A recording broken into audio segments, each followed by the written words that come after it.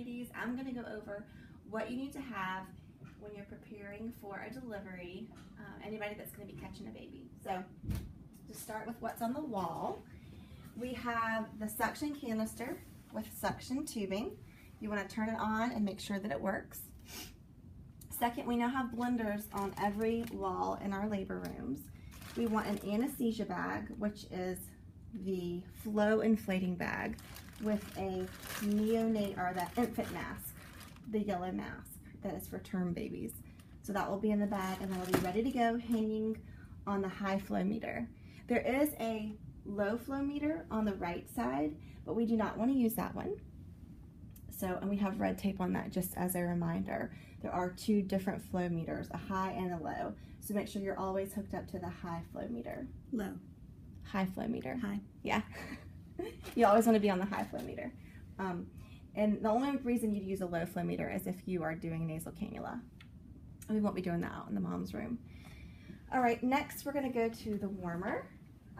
On the warmer, we want 4 blankets total.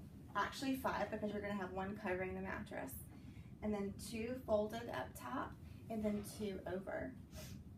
We don't want to have anything on the sides of the warmer, because whenever they come in to clean, if there's anything left on there, they will not clean that part. So make sure that when you're finished with the delivery or you're preparing, that you don't put anything out unless if it's already been cleaned and ready to go.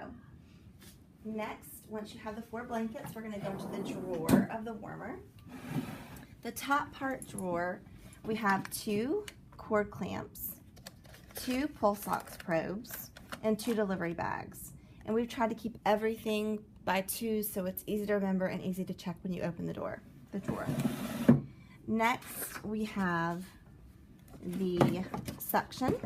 So we have 2 8 French, 2 10 French, and 2 5/6.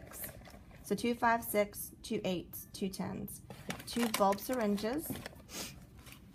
Also, in the back part, we have another anesthesia bag with the newborn mask, a bamboo bag, which is a self-inflating bag, and it has a mask that comes with it.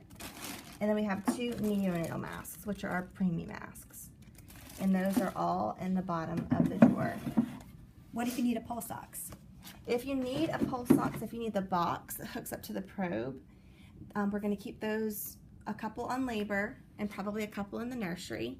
The delivery nurse should have one of those with her. So hopefully you won't be having to run around. But we are going to also have a respiratory box that should have a pulse ox box in there too. We'll work out all of those kinks as well, but there should be plenty because we're pulling them all out of all the kangaroo bags. So if I'm a labor nurse delivering tonight and I'm the catcher, I will bring a pulse ox with me to my delivery. Yes.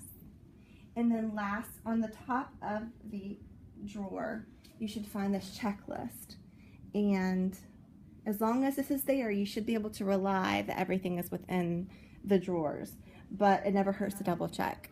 And I think also the charge nurses for the nursery are going to come through each night and just make sure that everything's in there too. And it would be helpful too, as a labor nurse, when you go to put a baby or a mom into a room, that you just kind of glance at the warmer and make sure the suction's there, the anesthesia bag's there, there's plenty of blankets on the warmer.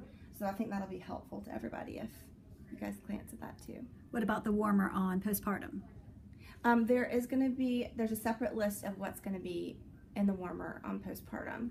We're also going to have a neonate crash cart in that room, in room 84. So, and we're still working on that. So there's still more to come.